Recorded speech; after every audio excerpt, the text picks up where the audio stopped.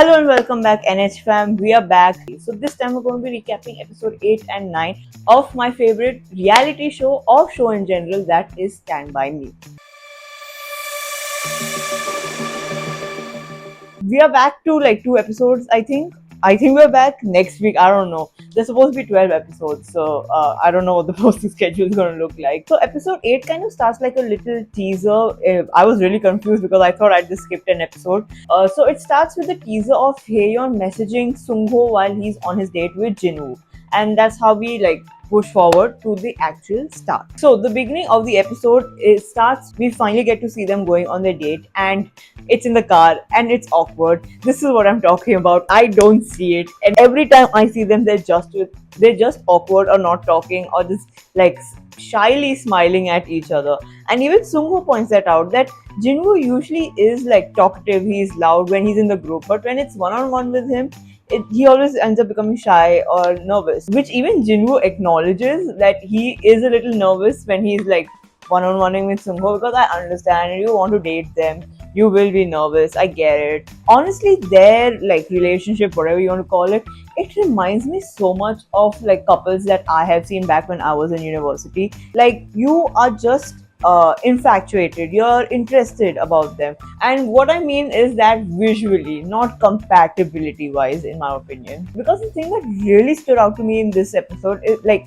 not this episode, but at least in this car ride, is when like literally, because they had nothing to talk about, like nothing of like casual conversation started. Seungho like started making Jinwoo feel jealous by like showing off his like that a bracelet that he had got with Hyeyeon on his date, being like, look at this. And then Jinwoo was like, you're trying to make me jealous, aren't you? Seungho literally said, at least it's better than nothing. I'm like, excuse me, good sir. This is what I mean by university couples, because I have actually seen this happen in university. I've had to bear the brunt of so many people talking to me about this, that how they're just trying to make them jealous. I don't get it. It's like, it's so superficial in that sense. It's literally like high school students being like, I need to get this person's attention because they're quote unquote hot or attractive, or like, the top student, hence I need to get their attention. So we move forward with their date, and it's a pottery making workshop. But unlike Sujin and Heejin's date, they don't have an instructor with them. They have to kind of do it themselves, which was kind of weird. I do really like this date because it really opened up how they are as individuals, as characteristics wise. It has been alluded that Seungho is kind of like the youngest, like probably is the youngest out of all the participants, and you can clearly see it in his behaviors. He's not fully developed his emotions in the sense of acknowledging it and displaying it both, as compared to Jinwoo, in my opinion. Also, I do think he likes someone to take kind of like the lead in the relationship, but he is not completely submissive. He himself likes to give input, but again, because he is young, he doesn't know how to, in my opinion. Which is why I feel like he didn't feel sparks during his and Hyeyeon's date. It's because like he had to, I feel like, majorly take. So Jinwoo is majorly helping out in this like workshop process. I feel like he honestly has like some kind of experience. It turns out pretty good, like his, like even him teaching and him doing it himself. And in my opinion, I can kind of see like the kind of relationship-ish vibes, but it's more on the lines of right person, wrong time. As I mentioned before, how Seungho is not fully matured in terms of his emotions, in like again the acknowledgement and understanding and display of emotions. Honestly, a major scene for me, like apart from me from this date, was when Jinwoo kind of messed up the pot where it was like perfect. It was almost perfect, and while like cutting the pot out from the wheel, he by accident like cuts through the pot. And the way he laughs, that is one of the few times we've actually seen the real Jinwoo and not like a camera put up persona of his. So I did appreciate that from him. Next, we move on to Chebe and Yoonkyu's date, something that we didn't see much in the previous episode.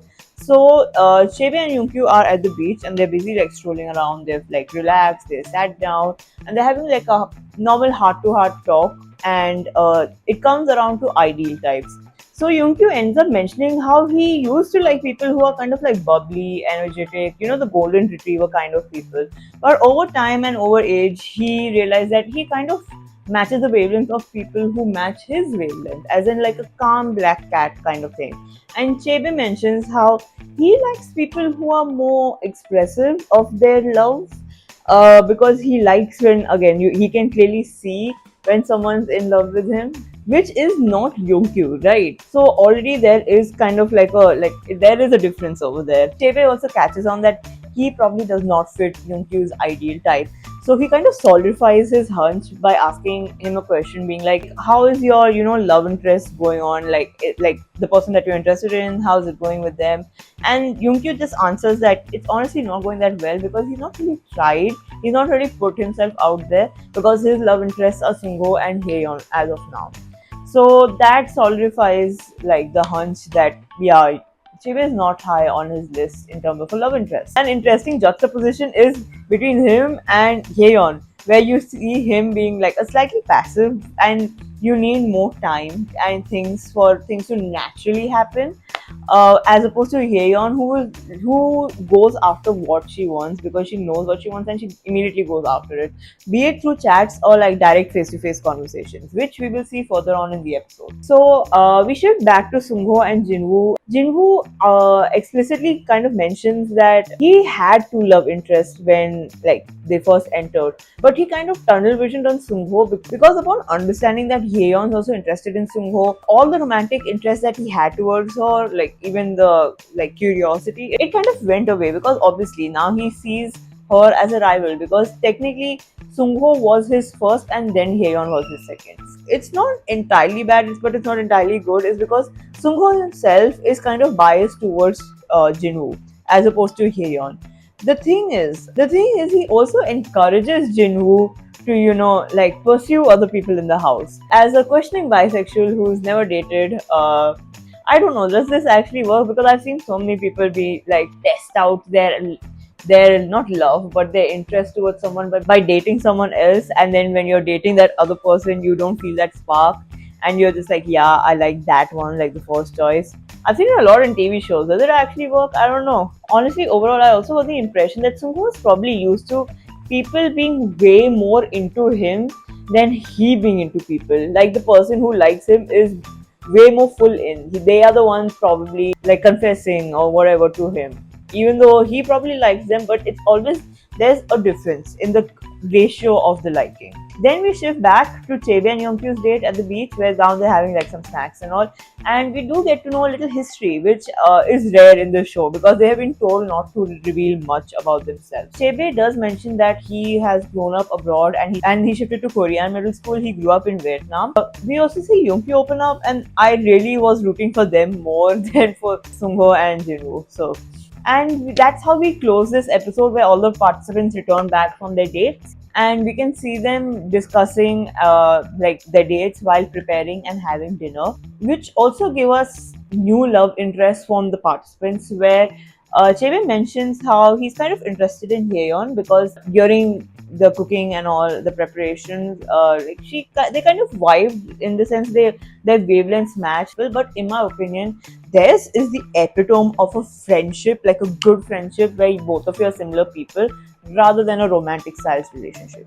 We even get a nice amiable conversation between Heejin, Youngkyu and Chebe post dinner, where even Heejin mentions how she's more comfortable with these two than as opposed to the rest of the participants, where she feels more comfortable talking a little bit casually with them. They all end up mentioning their like new romantic love interests, and Heejin mentions how she's like kind of curious about Yoonchae. So it's interesting to see how Yoonchae has climbed from fourth to the first position. And we also get Heejin being vulnerable after a long time in the show, because I feel like she's the kind of person to, scout out the place, see the people who are real, versus just a persona, and especially because this is a reality show in front of cameras. And unfortunately for her, I feel like her current roommates are all those persona kind of ones. So she opens up about her experience here with Hyeyeon, and she mentions how she kind of seemed a little like two-faced, and she really does not like people who are two-faced. I called it like I think 2-3 episodes back. And that's how we move on to episode 9. So basically during dinner they also got a notification where you could now reveal your age and your job to the rest of the participants. And we start off with Seungho. And as I expected, that face was meant for K-pop. He was in fact an ex-idol trainee. I did not know this. People knew about it. There were news articles and all because I researched. I went into this. There were news articles and research and Reddit pages mentioning how an ex JYP trainee and a contestant of Make Mate 1, that is the survival show that created New Era. Then one of the contestants is like participating in the Stand By Me. And is that the reason why we were getting so many memes about this group member being a participant or MC of it? If that's the reason, I'm stupid. I didn't know. I'm so sorry. So yeah, he opened up about that he's left that though, and he is currently like kind of figuring out what to do. He's leaning towards e-commerce and he wants to open like a men's clothing store along with his sister. Next is Youngkyu. He is 31 and he works in the food industry. Then we have Hyeyeon, who is currently starting her new clothing line and is also somewhat of an influencer. Then we have Yoonchae, who is 22 and she is a freelance model. Then we have Hyejeon, who is 31 and she is a graphic designer. Then is Chebe, who is 30 and he also works in the food industry and is also a freelance translator for Vietnamese. Jinwoo is 26 and he manages a perfume brand while also being a beauty blogger, which was honestly kind of visible. It makes sense now why his first conversation with Seungho was about perfume. And lastly, Soojin is 23 and she is currently a university student and she is majoring in applied music. So once again, we get a mission since the day has ended to vote for the person who has again piqued your interest. So the interesting thing is this time it is slightly different. Previously, when the vote used to be cast and announced, you could only get to know that a girl or a boy has voted. You don't get to know the person's name. You have to kind of guess. But this time, the names are being like stated out loud. So this is how we get to know. Heejun voted for Yoonchae, Yoonchae voted for Hyeyeon, Jinwoo voted for Seungho, Seungho voted for Hyeyeon, Hyeyeon voted for Seungho, Soojin voted for Chebe, Chebe voted for Hyeyeon, Youngkyu voted for Seungho.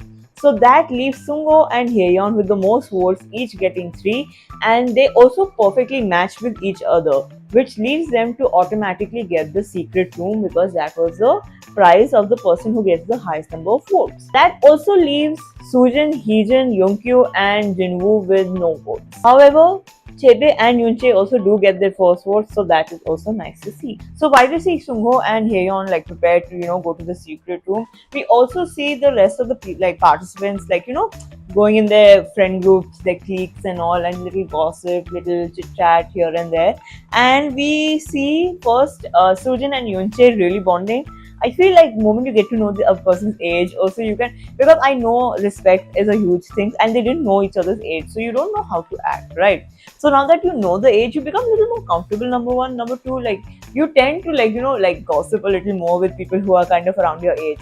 So Yoonchae and Soojin start gossiping a little and commenting a little more, like kind of understanding the situation between Seungho and Hyeyeon. And then they are quickly joined by Chebe and Youngkyu. However, Youngkyu and Yoonchae step out to take a little smoke break. Chebe and Soojin start talking, and I've just got to say I love this friend dynamic because Soojin did vote for Chebe, but it because even they know like the little gesture that Chebe did, like you voted for me, like it's such a friend kind of way. So I really like the dynamic between them as friends. But yeah, Chebe ended up mentioning how he voted for Hyeyeon because he knew Youngkyu is not interested in him. So there's no point in like following up on that lead, right? And honestly, this is the part that I am sat down for. This is the tea. I love this part. This is literally where I was thriving. I was kicking my feet under my table. It was everything. I love drama. I don't like the actual happening of drama. I love hearing about the drama. I'm here for the drama. Give me the gossip. I love this. I love this. Throughout this was my favorite scene throughout the episode. Or in general, I feel like throughout the show. But yeah, moving on. So we do see even Heejin kind of has secluded herself from the rest of the participants and she feels a little down is because she kind of sees all her options vanishing and she in fact does have a breakdown also in front of camera because of that. And I was so disheartened in this part because I'm like, Queen, no, Soojin really does like you. She still does like you. The reason she didn't vote was because, well, okay, there were two, like it was like a domino effect, and I hated this so much. So Sujin ended up voting for Chebe, right? The thing is, because she voted for Chebe is because during the dinner thing, she mentioned how she was fine with both genders, but she was leaning towards men. But the reason she said the men thing probably is because of the age thing that had come to light. Because there is quite a difference between both her and Sujin and her and Yunche.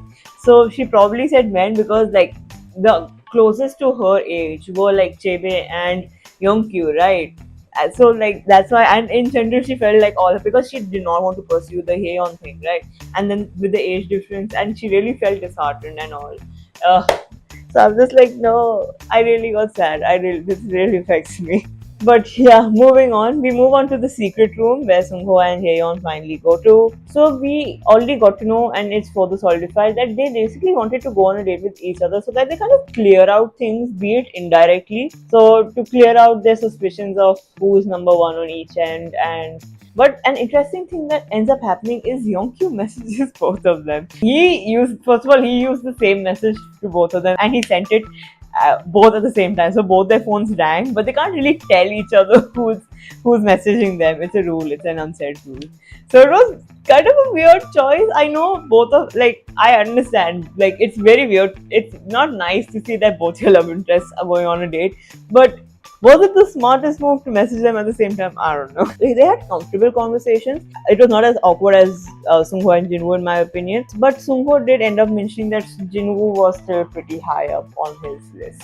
And that's how we cut to Jinwoo, who is currently talking to Sujin and Youngkyu in the main house. Jinwoo also becomes kind of vulnerable and voices out his concern, where he mentions how he feels like Seungho's kind of disposing of him. However, Sujin also notes that Seungho is young and so many people are interested in him. He's probably thinking that maybe I should try out all of them, try having a date with all of them, and that's why you feel that way.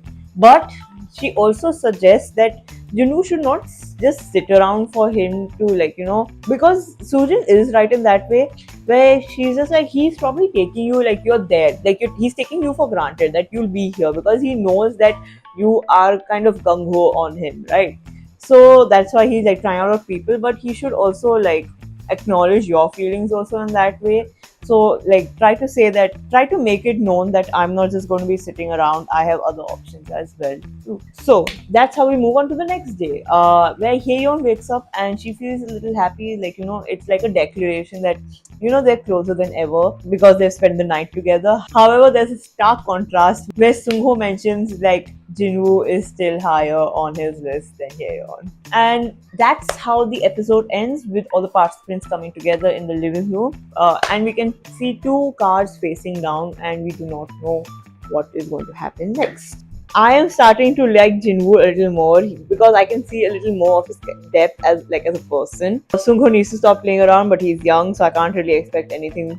Like I can't expect maturity from him. All right, I say that as a 23-year-old. He's like what, 2 years younger than me. I really like the friendships that were shown. Honestly, like the gossiping thing was really cute in my like. I really love Chebe and Sujin together. It was so perfect in my opinion. I really also hope Sujin and Heejin like come together. I hope Sujin comforts Heejin because her breaking down in the episode truly broke my heart, because she is genuinely such a nice person in my opinion. Like as a person to date, she's so caring.